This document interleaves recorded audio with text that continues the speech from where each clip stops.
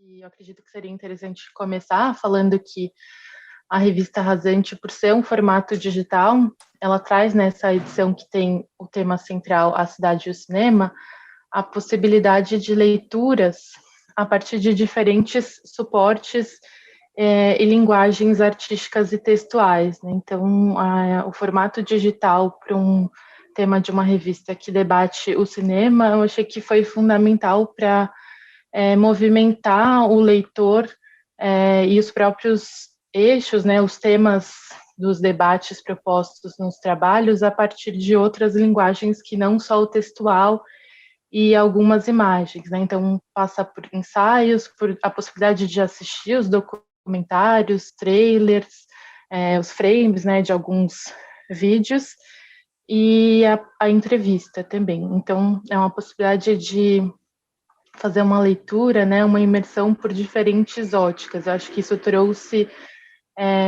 uma profundidade, né, um mergulho mais intenso, assim, nessa edição da revista.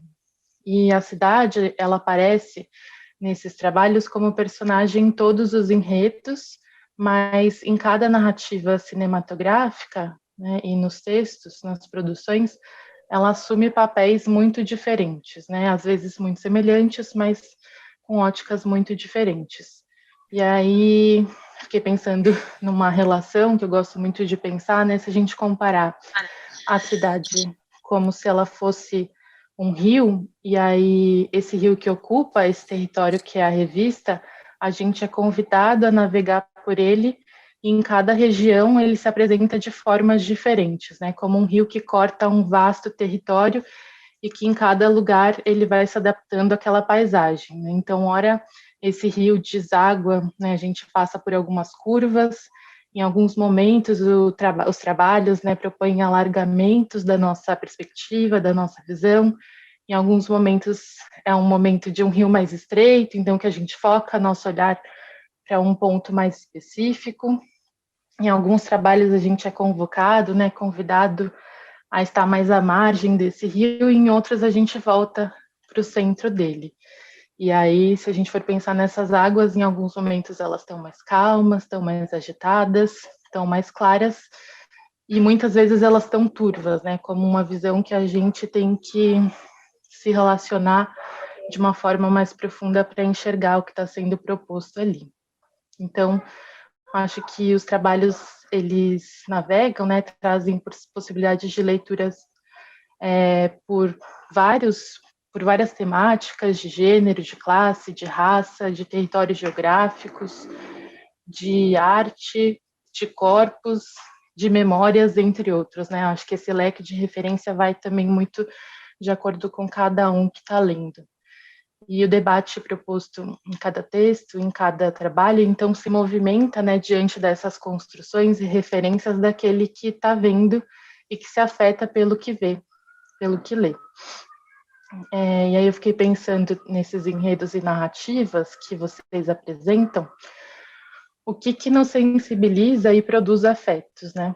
Acho que essa é uma resposta que tem várias possibilidades, e como eu trabalho muito com a perspectiva da memória na cidade, eu fiquei pensando, quando eu estava lendo lendo os textos e vendo alguns trabalhos, né, algumas imagens, que esses afetos, né, essa sensibilização, ela se faz também a partir daquilo que a gente lembra, mas também daquilo que a gente esquece.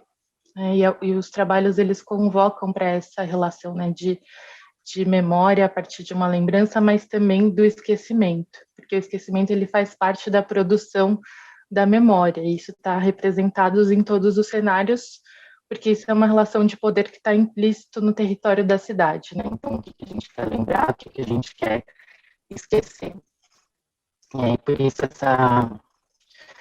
a memória, eu fiquei pensando como vocês trazem, né, até em alguns textos, assim como o cinema, ela se apresenta a partir de fragmentos, né? A nossa memória, ela nunca é uma visão, ela nunca é integral, né? A gente sempre relembra e rememora os fatos a partir de fragmentos, e no cinema também a gente está tendo uma visão fragmentada.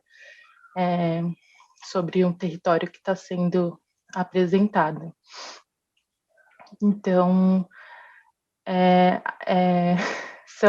eu estava lendo um texto esses dias que um amigo passou para mim de uma psicanalista, que ela fala que a memória são alvéolos do tempo contidos no espaço.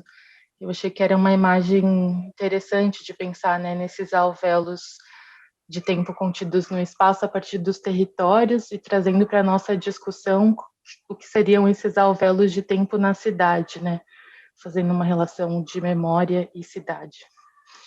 E aí, entendendo o cinema também como um dispositivo de construção e de produção de memórias, de paisagens, de realidades, de cenários, essa edição da revista, ela nos faz navegar pelos véus que as narrativas das cidades estão imersos, né? Então, como se cada trabalho trouxesse uma camada de um véu, que são fragmentos das nossas memórias emaranhados entre si, né? Que são as conexões que a gente estabelece entre um trabalho e outro.